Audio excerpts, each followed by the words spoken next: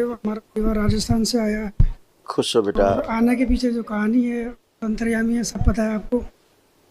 इस महीने की 10 तारीख से पहले इस दरबार के बारे में हमें पता नहीं था। और एक बहुत बड़े बहुत संत जीनियस। जिनका जन्म उत्तर प्रदेश में हुआ है, संत श्री बाबा नीम करोड़ी, अगर उनकी हम पूजा नहीं करते तो शायद आज हम यहाँ पे नहीं होते। हाँ ये बात सही है, और एकदम करेक्ट, और एकदम जो करेक्ट। अगर जो पूजा वहाँ नहीं कर रहे होते तो यहाँ तक नहीं पहुँचते, यहाँ आ ही नहीं पाते, आते ही नहीं, कोई मतलब ही नहीं होता। जी बाबा पूजा कर रहे थे इसीलिए यहाँ तक पहुँच गए। गुरुदेव, पूजा नहीं करते तो फिर बचे रहते वहाँ, फिर तो दिक्कत नहीं थी। हाँ डीएनए में 12 लोग हैं गुरुदेव। आज मैं माता की आरती में आया था सुबह, तो मुझे आंसू आए थे बहुत ज़्यादा। मेरी पत्नी और घर में आंसू जो इसलिए आ रहे थे, कुछ लोग मुक्ति मांग रहे हैं। और यहाँ आने के बाद अभी भी मेरे शरीर में यहाँ चुभन हो रहा है, यहाँ अभी भी हो रहा है।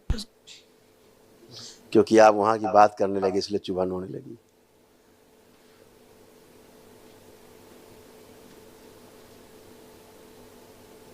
बहुत भ्रम है दुनिया में, बहुत भ्रम है, बहुत ही भ्रम है।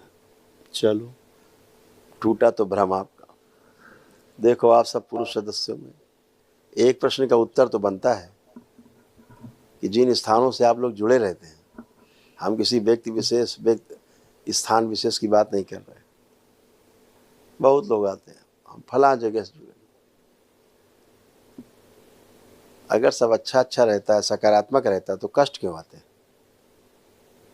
कष्ट बाबा 2016 से शुरू हुए। मैं नहीं हमारे पूछ रहा पापा हूँ, बीमार मैं हुए। पूछ नहीं रहा कब से शुरू हुए, मैं प्रश्न कर रहा हूँ। अगर आप लोग आपका किसी प्रश्न जायज़ है। सकारात्मक स्थान से जुड़े रहते हैं तो फिर कष्ट क्यों आते हैं इतने, रोग क्यों बन जाते हैं इतने, कष्ट क्यों आ जाते हैं इतने, पितृ उत्पात क्यों मचाता है इतना? बताओ, उत्तर दो। पर यही है कि शायद बाबा की कृपा हो गई हो यहाँ आने के लिए। मुझे 6 महीने पहले एक सपना आया था, उसमें माता के दर्शन हुए थे और ये बताया था कि कन्नौज के आसपास के एरिया में तुम्हारा इलाज होगा, लेकिन हम इस दरबार के बारे में जानते नहीं थे। हैं क्या आया? कन्नौज के आसपास के एरिया में तुम्हारा इलाज होगा और मुझे माता की फोटो गंगा भी दिखी किनारे थी। कोई गांव जिला होगा वहाँ। कन्नौज के आसपास के। हाँ एक बगली में कन्नौज है। और उसके बाद फिर हम 6 महीने तक हनुमान जी की पूजा करते रहे। हम गलत पूजा भी की हमने, तभी हमको दिक्कतें हुई है। लेकिन जब लास्ट बार मैंने अगर 10 तारीख हनुमान को जी होते तो ये कष्ट नहीं आते, मैं ये कह रहा हूँ। नहीं है, ठीक है, नहीं है। बात आ रही बालाजी है, में हम अंदर जाते थे। अंदर जा रही है। हाँ, बालाजी में हम माने जाते थे, कुछ वहाँ भी से छूट रहो गया जाना। है। बालाजी में हम जाते थे, वहाँ से जाना छूट गया हमारा, अभी पिछले महीने ही। बाबा की कृपा हुई तो हम दैत्यों, यहाँ जो आए। दैत्य होते हैं ना, बालाजी बेचारे क्या करेंगे? बालाजी वहाँ क्यों रहेंगे जहाँ दैत्य रहते हैं, जहाँ प्रेत रहेंगे वहाँ वो नहीं रहेंगे, जहाँ वो रहेंगे वहाँ प्रेत नहीं रहेंगे। ऐसा है कि नहीं? जी गुरु जी। जहाँ हनुमान जी रहेंगे वहाँ प्रेत रहेगा, नहीं रहेंगे गुरुदेव। और जहाँ प्रेत रहते हैं वहाँ हनुमान जी को रहेंगे गंदगी में। बिल्कुल सही। तो फिर मतलब क्या हुआ कि बालाजी वहाँ नहीं। नहीं। तो फिर तो हनुमान जी है नहीं बेचारे, हनुमान जी बदनाम है कि हम तो बालाजी गए और ठीक नहीं हुए, बालाजी गए ये कष्ट है, बालाजी गए कष्ट और बढ़ गए।